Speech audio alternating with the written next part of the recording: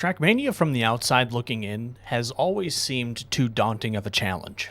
I would always see clips of insane bugs, even crazier world records, and while these clips were cool, it definitely turned me off from giving TrackMania a try. That was until Deep Dip 2 was released in May of this year. And I know what some of you might be thinking watching this right now. How could one of the hardest challenges in TrackMania history make me want to play TrackMania? And just stick with me here. It started when I was recommended a video by Virtual.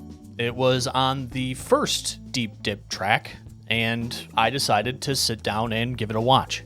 This video was my first true introduction into the game that is TrackMania. In his video, Virtual went over his complete journey with Deep Dip. He went over the difficulty, the complexity, and the feeling of triumph that he felt when he actually beat it for the first time. And that feeling of triumph that he had, the way he described it, really resonated with me and shifted my perspective on TrackMania as a whole.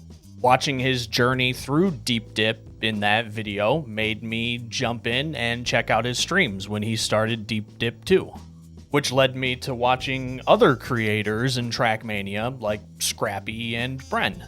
The way they all described the game to their audiences and went over all of the different tricks that they were doing through their Deep Dip 2 run really started to intrigue me about the game. Yes, the difficulty in TrackMania and the skill gap is quite large, but the journey of learning the mechanics needed seemed very rewarding in the end. And watching all of these creators, rage during their time of playing through Deep Dip 2 finally got me to download TrackMania. Not quite play it yet, but at least download it.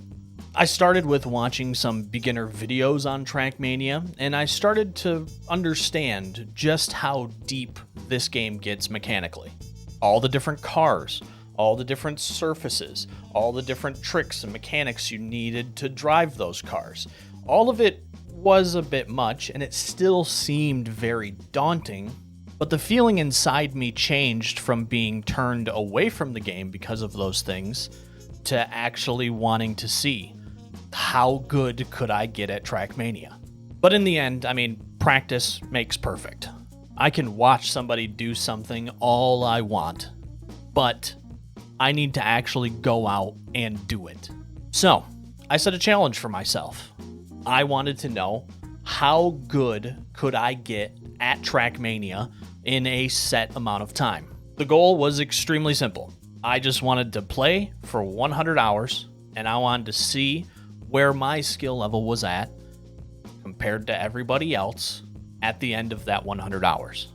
So, from my limited knowledge from watching streams and watching beginner videos, I loaded up TrackMania for the first time.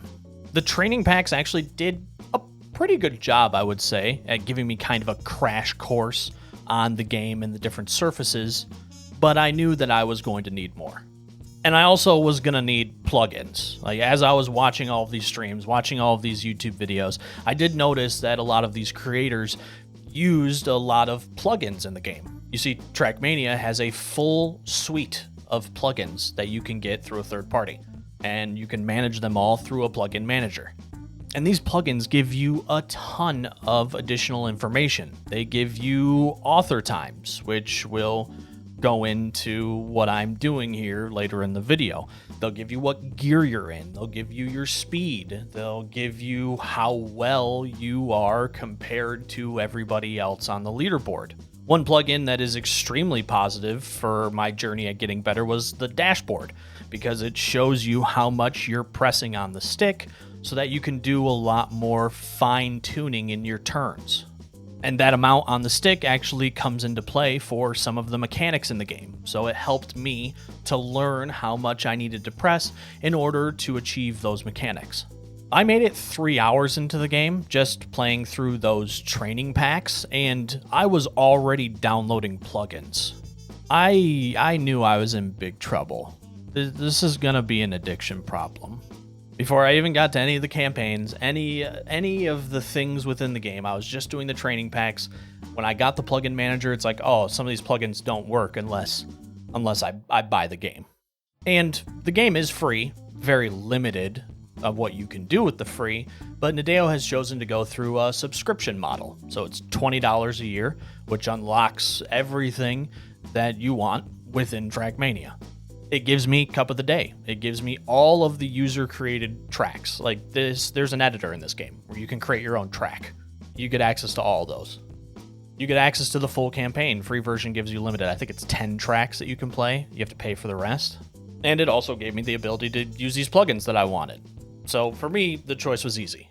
I understand that people do just want to pay, once and never pay again. And while I definitely share that sentiment, that doesn't quite work with a live service game. And this may be a hot take, or I don't know, people might think I'm being paid by Nadeo or something, but I think that the subscription service plan is completely fine for this game. Now that that's just kind of out of the way, when I first started playing TrackMania, it was at the end of the spring season. And for me, I felt like it was the perfect starting time to get into TrackMania. Most of the cuts, strats, racing lines, all of that stuff was already found for each track. That meant that I could track my progress a lot better just by racing the lines and seeing how much faster I got as days progressed. I also realized that with the new season coming up, I could gauge my progress over 100 hours because I could compare what top percentage I was in for the spring campaign and what top percentage I was in for the summer campaign across the entire leaderboard for each track.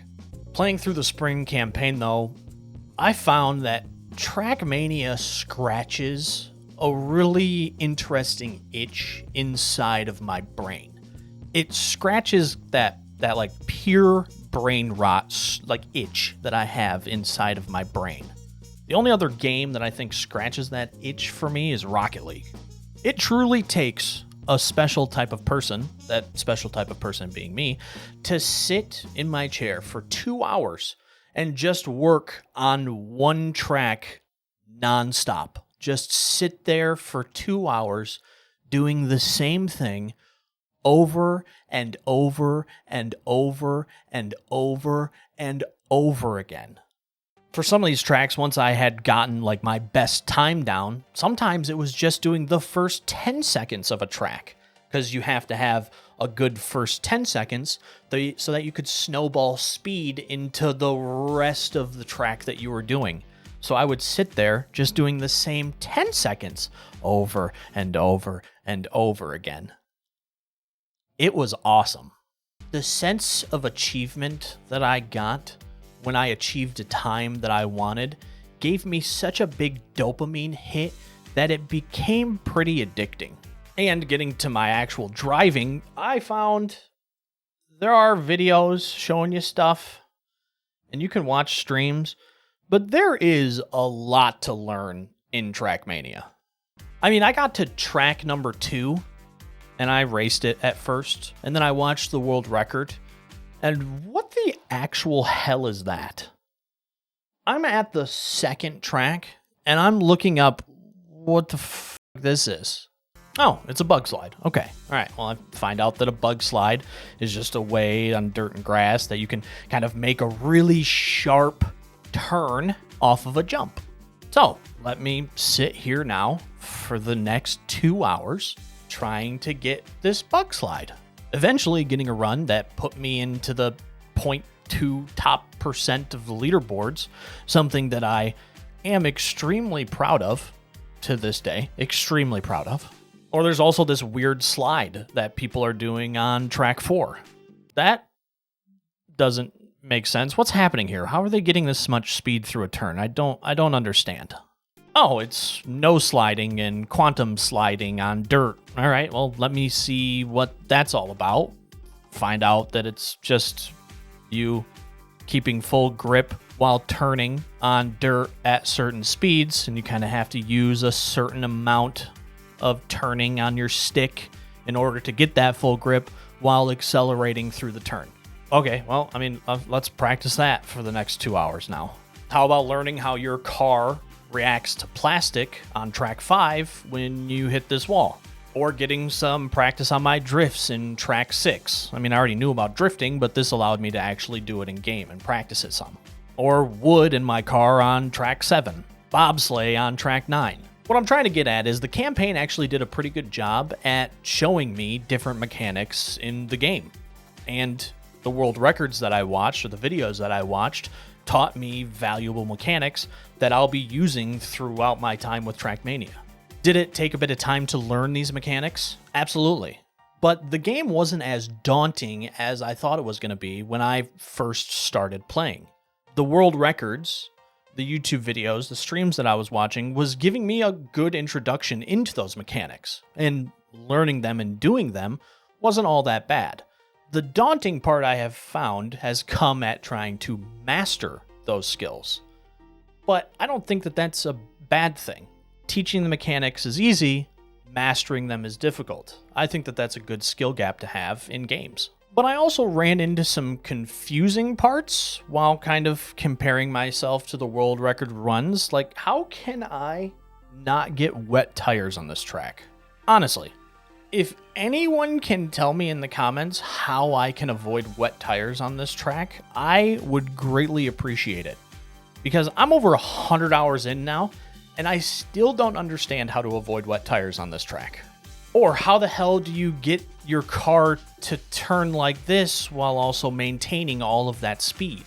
When it comes to the overall mechanics though, there are still some things that I'm working on after 100 hours in the game, but for the most part, learn the lines, have a loose knowledge of the mechanics, and that actually takes you quite a long ways in this game. And when I first started coming into the community, I heard a lot of people talking about how having all of these cars in the game was actually a problem for people for when they first started to play TrackMania. And from experience, me personally, coming into the game, when I got a different car, I actually enjoyed the challenge of understanding and learning that new car. It was honestly a fun change of pace that was happening while I was playing through campaigns or just tracks from like TrackMania Exchange. And I realized after, paying the $20, if I wanted to just play F1 car tracks, I can just play F1 car tracks. Like, it really wasn't that big of a deal. I liked all the cars. I thought they're fun. I even had fun in the summer campaign, which I'll get to. I had fun learning the desert car. I actually liked it. But overall, the spring campaign actually, I think, did a pretty good job at kind of giving me a crash course on a lot of the mechanics that were happening in TrackMania. I found myself in about the top 10% on a lot of the earlier tracks. Later tracks, definitely not as good. They're a little bit more complex. And again, you're racing against less people who are really good at the game. So, I was like top 20, 30, 40, 50% on some of the later tracks. But for the earlier ones, I found myself around top 10%, which I was actually pretty proud of after only about 35 hours that I spent on the spring campaign. The big thing, though, with the spring campaign that I felt personally was every time that I loaded into the game, I was getting better. I wasn't plateauing. I was getting better at the game every single time that I loaded into it. And that felt really good. And it kind of boosted my confidence, too, going into the summer campaign. And because I had a little bit of confidence, when the summer campaign did launch, I kind of set a secondary goal for myself. I told myself, all right, I am going to get every single author time for the summer campaign. I had watched all of these creators. Again, they've probably played the game for 50,000 hours, but I was watching all of these creators get their author times, and I wanted to be, a part of the cool kids. And then I popped into Virtual Stream when the summer campaign launched and saw that he was on hour 4 of trying to get the author times for the summer campaign, when usually it took him 40 minutes. Of course. Right when I say you know what? I'm going to get all the author times. I'm feeling pretty confident. Let's go get all the author times for the new campaign. Nadeo then comes out and says, oh, that's what you want to do? Here's our hardest author times for a campaign we've ever done. Ever. Good luck. All right. That's all right. I'll just put the boots on, strap them on up, get out there, and get to work. And I failed. I mean, I got close. I really did. I got close by the time I stopped recording for this video. I got close, but that didn't quite make it. Like I said, in the spring campaign, I spent about 35 hours on that campaign. So for this campaign, I spent 65 hours on it. Some of that was learning a whole new car, which I enjoyed. I did enjoy it. But for the sake of this video, as soon as I hit 98 hours, I just stopped with the summer campaign because I actually wanted to leave myself a couple of hours towards the end of my 100 hours to go back to the spring campaign and see if I could beat any of the times that I had posted there. More on that in a little bit. Overall, in the summer campaign, though, I did a lot better. For the most part, for the earlier tracks, like the first 10, I got into the top 3% for the entire leaderboard. All the people who have raced it, I was around the top 3% compared to top 10% in the spring campaign. And for a lot of the later tracks, I got top 5% compared to top 15, 20, 25, 50% in the spring campaign. I even got a top 1,000 on track 15 in the entire world, top 1,000. Which after I got, I wish I had a recording of it, but after I got it, I actually stood up in my room and screamed. I was that pumped for it. And I'm in the top 3,000 in the world for campaign score. I don't even know. What is this? I actually don't even know what this is or how it's even tracked. I feel like a top 3,000 is pretty good, but I have no idea if it is actually good. And before I ran out of time, I did get top 5K in all of the last 5 tracks, which I think are probably the hardest tracks of the campaign. I would say that my skill jump from the first 35 in the spring to my next 65 for the summer campaign has been quite drastic. I know that eventually I will probably plateau in like skill, things that I know mechanically in the game, but I'm hoping that it will then start to translate into a little bit more consistency when I am actually racing. During the summer campaign, though, I was seeing just how much better I was getting at certain things, certain mechanics in the game. I was learning the tracks faster, allowing me to actually get through the track a lot quicker to get the author times that I was wanting to get.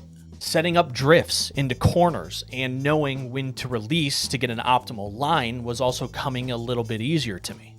Using my time splits, showing me where I was losing time, I was able to use those splits a little bit more effectively to increase my times for the entire track.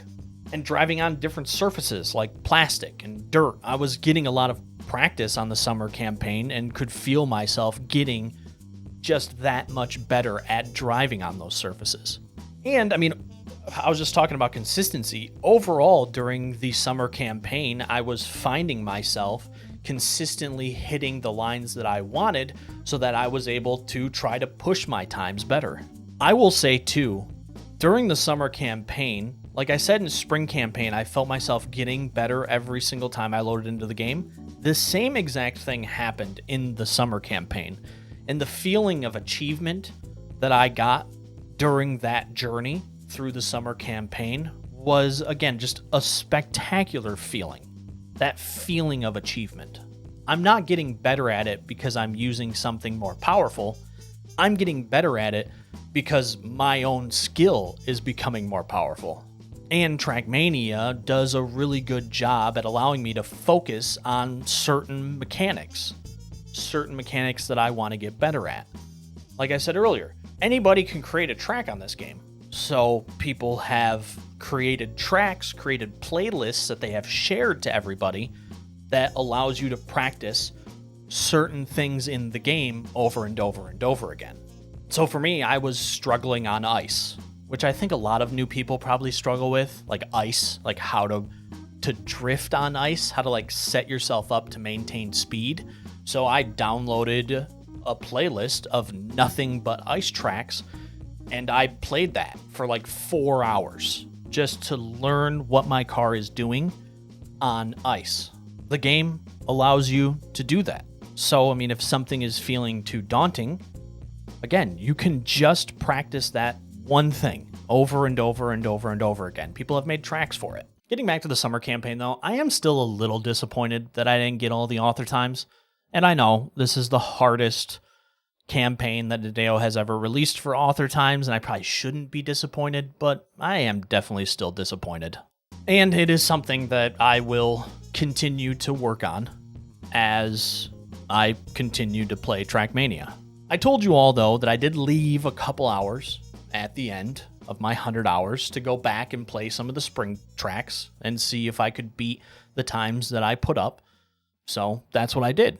The first track I did was track 17 of the spring campaign. It used the rally car, and I wanted to do this one because I felt that I had gotten a lot better at doing micro adjustments on my stick, doing turns at only 40 or 50 or 60% instead of going full bore.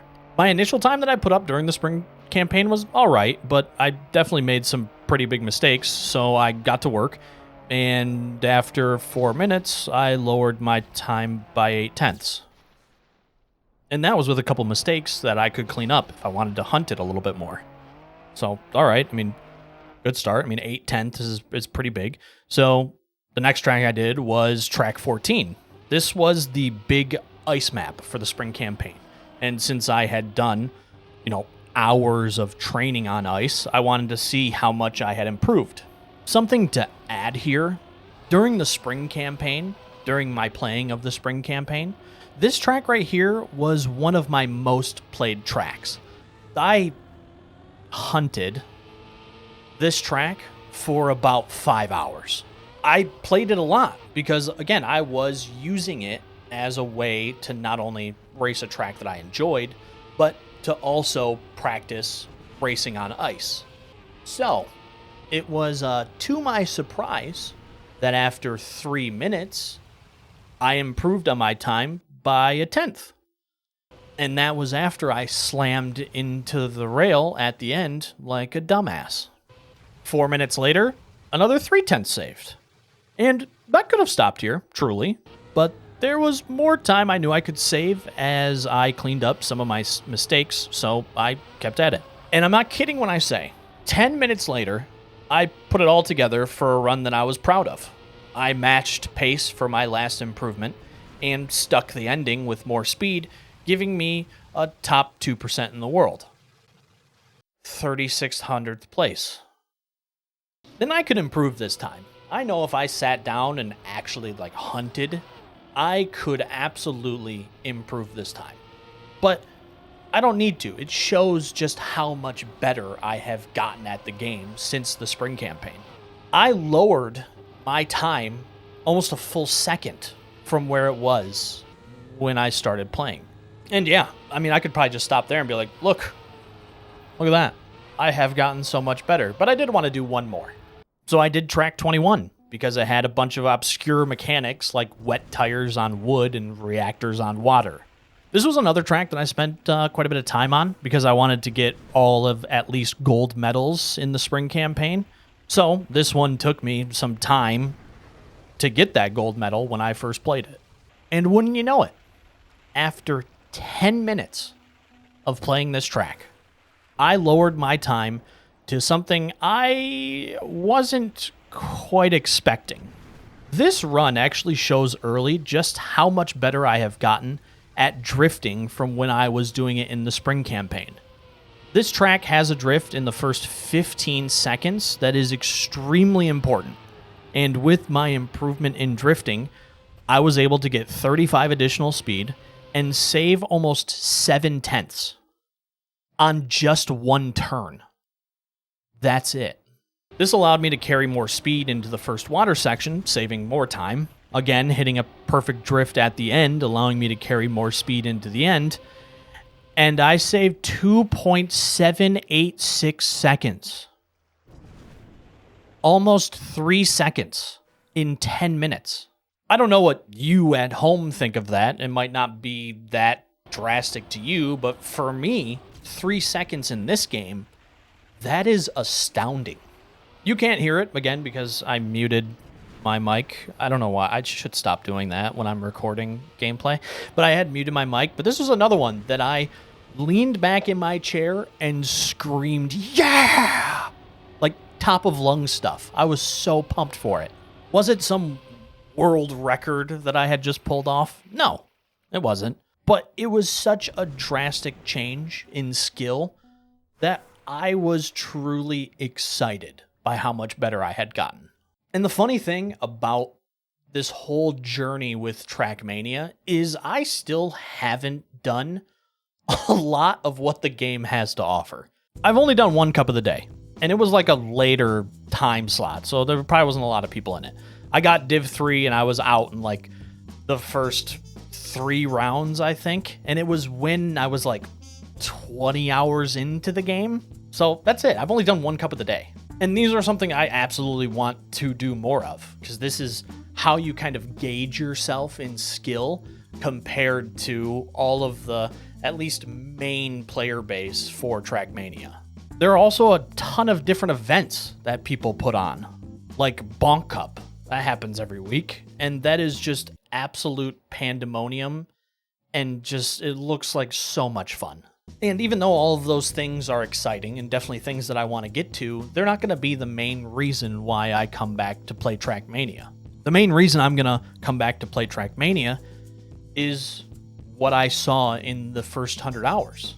The improvement that I saw from hour 1 to hour 100. It was massive. And that improvement, that feeling of accomplishment, going faster, getting better times, learning new mechanics, learning new cars, those are the things that are going to keep me coming back and playing TrackMania. Every time I play, I feel it. I feel that improvement every single time I load into the game. And that feeling of achievement is what's going to keep me engaged. After 100 hours, I have gone from a beginner to getting top 1,000 in the world at some tracks in TrackMania. And the journey from going from beginner to that has been extremely rewarding. While the initial plunge into TrackMania was a little daunting, maybe not as daunting as I thought it would be, the improvement that I have seen over the course of this video outweighs all of that. Those first 100 hours might be done now for me, but I truly can't wait to see where the next 100 hours takes me. Thank you so much for watching this video. I greatly appreciate it if you've sat all the way through to get to this point. If you enjoyed the video, make sure to leave a like on the video, sub to the channel for more random content. I'm actually started another TrackMania video. Don't know when it'll be, but I have started another one just because I enjoyed making this video so much. I'm also going to link all of the creators that I watched for videos, streams, who I'm currently watching now. I'm going to link all of them down in the description below. If you're looking to get into TrackMania, all of the creators that I am linking down below can definitely help you in getting into it. Or maybe this video does too, but those creators definitely will. Those creators that I'm linking down below, you'll see where the skill can get to in TrackMania. Also, the time that this video launches, well, today for the launch and tomorrow for the launch, I'll also be live over at twitch.tv/respawntv, working on the last couple of author times that I need to get all of the author times in this new summer campaign. So if you want to see that live, pop over to Twitch and come hang out. But again, thank you very much for watching, and I will catch you on the next one. I live inside my own world of make-believe. Kids screaming in the cradles, profanities. I see the world through ice covered in